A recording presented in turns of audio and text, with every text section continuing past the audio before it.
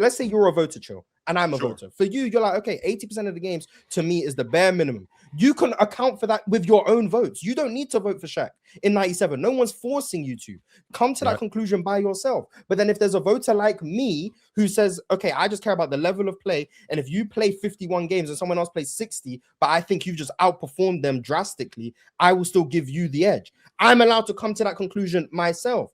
I'm on team free will. If some voters want to value games played, they can do that. If some voters want to value level of performance, they can do that. If some voters want to combine the two and say, okay, I care about level of performance, but if you only play 41 games, I can't do anything with that. I'm not going to vote for you. Whereas if there's a guy who's like, okay, I cared so much about performance that if you're playing less than 70 games, I'm going to tax you. Like, everyone's allowed to come to the conclusion themselves. And that's what they did historically. And once again, I haven't agreed with every all NBA team. I haven't agreed with every MVP.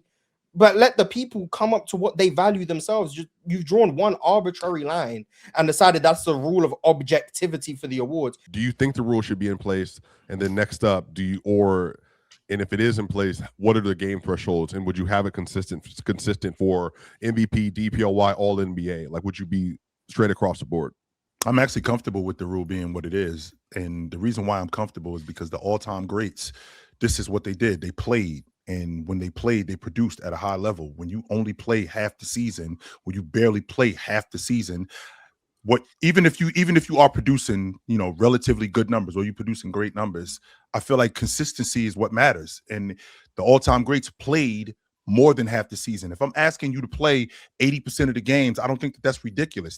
One, I feel like that's a requirement. Number two, I feel like I can get an idea of where you are. I mean, I can see you play 48 games. I can see you play 50 games and it looks great. I think that the NBA got it wrong a lot of times with these guys. I don't think Scottie Pippen should have been on the All-League defensive team in 98, playing 44, 47 games. I don't think he was an All-League defender that year. So when LeBron won the MVP, Shaq's made 14 All-NBA teams, and 4 of them he's played below 65 games. Mm-hmm. I'm not counting the lockout season, obviously. Mm-hmm. Everyone played. Sure.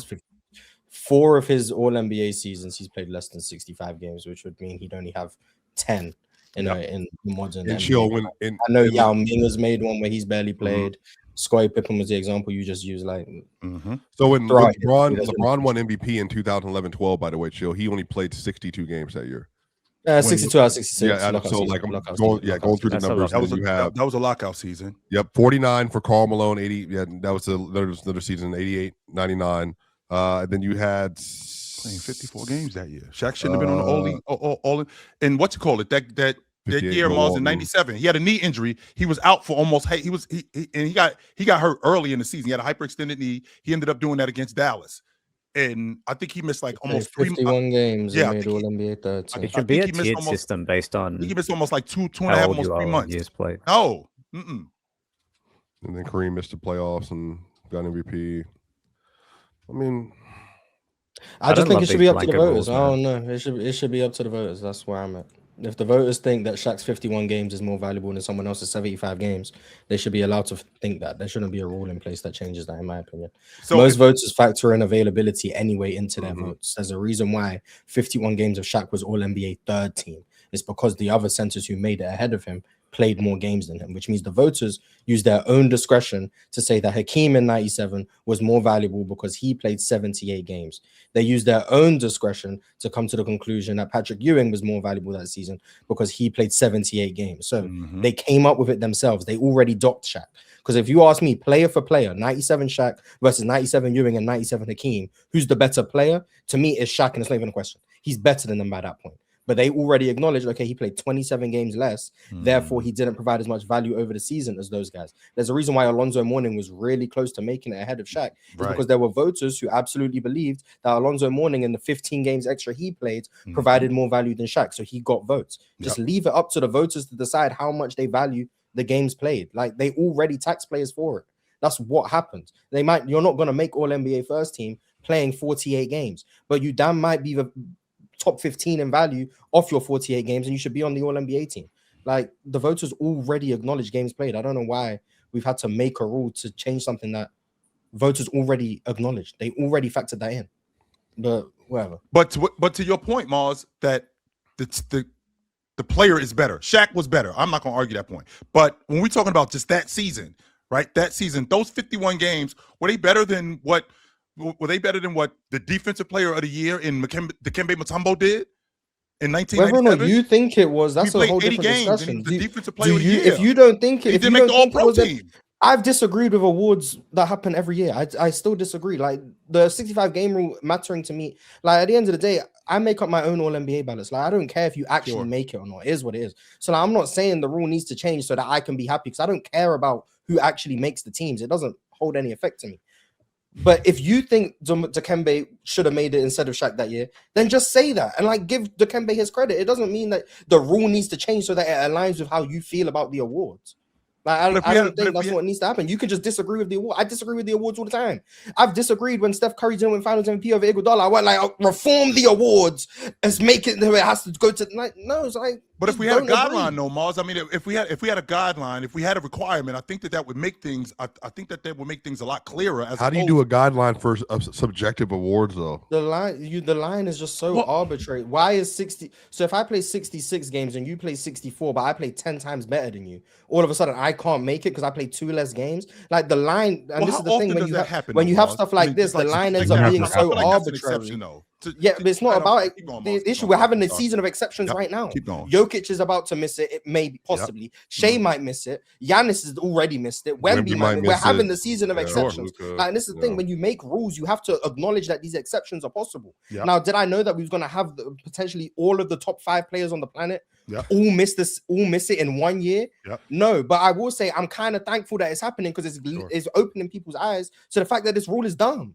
Like the rule was done when it was implemented, in my opinion. But people were willing to give it a try because they didn't like that Embiid won the MVP, even though he played 66 games. So like he still would have been eligible. But we didn't like that Embiid won the MVP. Guys could loan banish through season and make all NBA teams. So people were like, okay, let's give the rule a chance.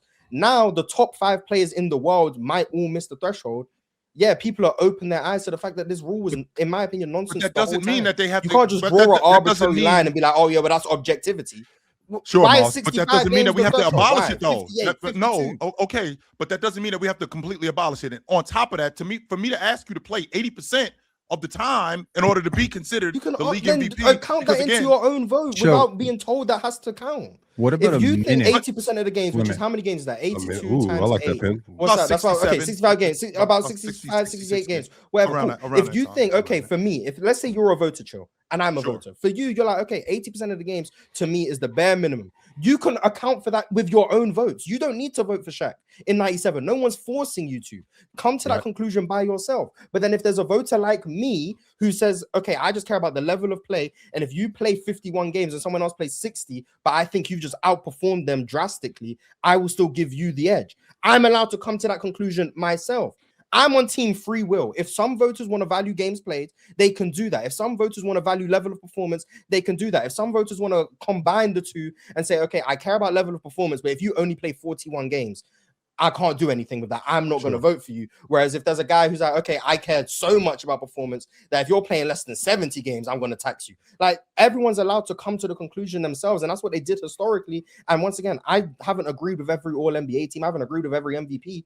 But let the people come up to what they value themselves. You've drawn one arbitrary line and decided that's the rule of objectivity for the awards. And then you end up realizing that, yeah, okay, well, now if someone plays, can I draw another arbitrary and it's 20 line? times better than Denny Avdia, who's actually going to miss it now because of your his back. But like, what are we doing? Now he's on an all NBA team, so I guess. I would love Philippine, you can sneak something in, but we got to get the show on the road. I know we got to get it going. But Mars, that's where the subject. Okay, I'm sorry, Penn. Really quickly, that's where the subjectivity comes. Yes. Yeah, that's where the subjectivity comes in. So when we add things like, okay, this is a guideline. You have to be able to win. You have to be able to win these many games. That's not saying that winning. That's not saying that everybody values winning, but you have to win these many games. You have to play these amount of games. Okay, now we have a guideline of what it is. Because to your point, Mars, you might value things more than I do. Okay, so if you value things more than I do, or you value things less than I do, then now that means that it's even more subjective. But if we have a guideline, this is what it is. This is what you have to vote on. This is what it is. This is what you have to vote on. As opposed to, you have this guy. That's how guys like Sabonis end up getting all league defensive votes. Because of stuff like that. Because we don't have those kind of guidelines. What's wrong with subjectivity? Like, why? I don't. Okay, but we have 100 people voting for their opinions. If we didn't want subjectivity, we'd have a robot do it. We could have subjectivity. It would just be like, okay, just put into the most valuable players. My issue isn't the subjectivity, Mars. My issue is being more objective than subjective. You can have your opinion on a lot of things, but my issue is you have to be more objective. This is just as subjective. So, okay, from this list of players, give your opinion. That's all it's done. It's just lowered the pool of players, but it's still just as subjective.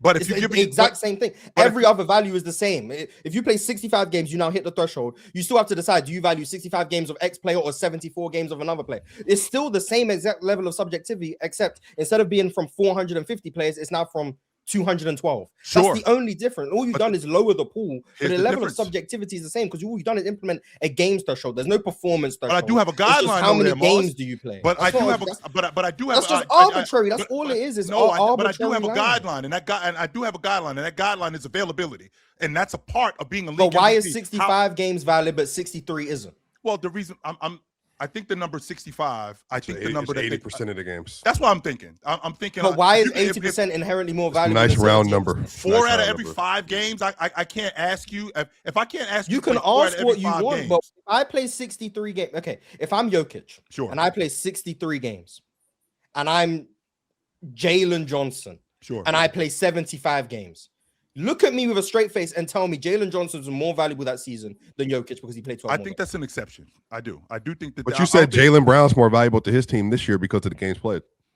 And then I ended up walking that back because I was looking at the teams overall. Like we actually had this conversation yesterday. I'm looking at how good DC, like Oklahoma City, they're 7-3 without SGA in the lineup. Like they've been winning games without him in the lineup. So yes, I think this is one of those situations where this is an exception. But if I'm stamping a guideline, if I'm saying you have to play these amount of games, like that's not subjective. So this now I have a pool. Isn't about well, the guideline itself is subjective. Someone's decided that that's for no objective. Pen's been trying to get in here for a minute, Mark. That's the reason. But yeah, sorry. Okay, go ahead. 8 minutes. Okay, look, this is not a conversation about awards. This is a conversation about the league wanting its best stars to play and adding an incentive to that.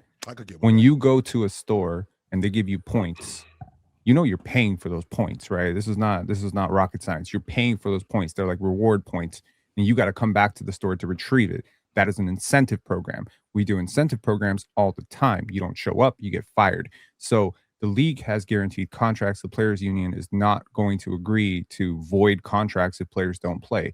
You're saying this is about Joel Embiid. I don't think it's actually about Joel Embiid. I think it is about his ex-Sixers teammate, Ben Simmons, and motivating players to play, tying, these votes, these awards to greater contract incentives, supermax extensions, etc. All of this is a ploy.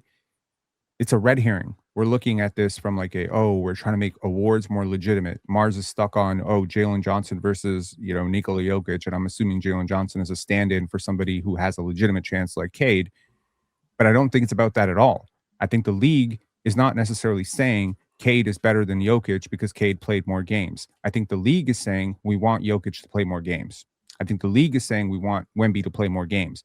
I think the league is saying we're sick and tired of our regular season being traded by some stars treating regular season like it's a training ground for the playoffs because we have to sell ad revenue for these regular season games and we need people to give a shit about it.